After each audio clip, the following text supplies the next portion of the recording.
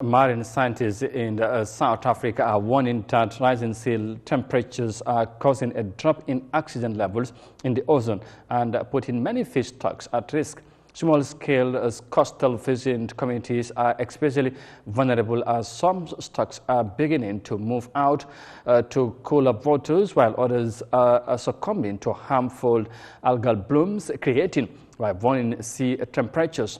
Now, as the continent continues to face oxygenation effects, South Africa remains vulnerable to that phenomenon, as well as and with two distinct marine ecosystems along the west and east coast, making it prone to sea temperature changes and a drop in oxygen levels.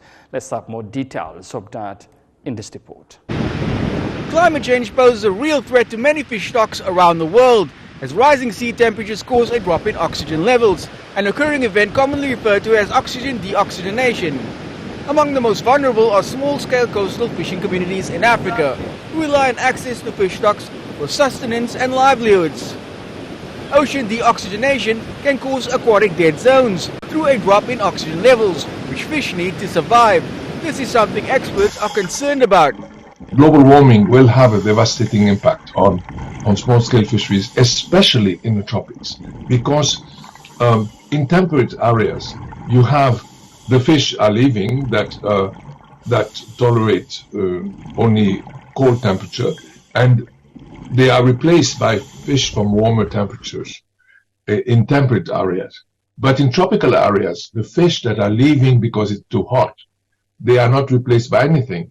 So basically, the fish are at the extreme limit of their temperature tolerance, and it becomes too hot. They leave or they don't thrive. And so that is devastating. And also the deoxygenation of the ocean is impacting lots of countries.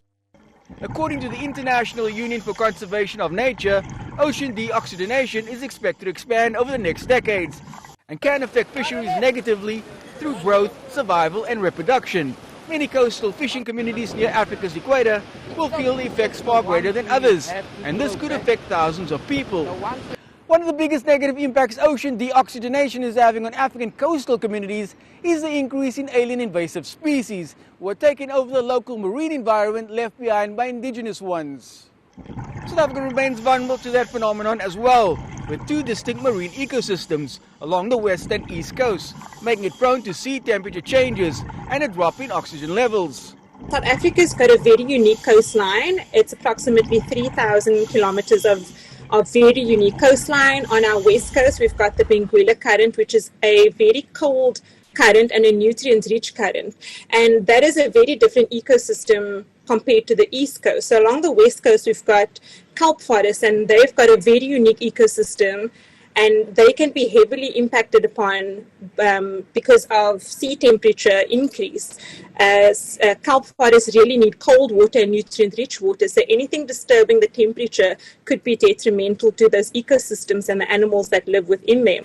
So far, overfishing still remains the #1 threat to global fish stocks. However, the geographic range and spread of ocean deoxygenation is only set to get worse and affect more people. Travis Andrews, CGTN, Cape Town.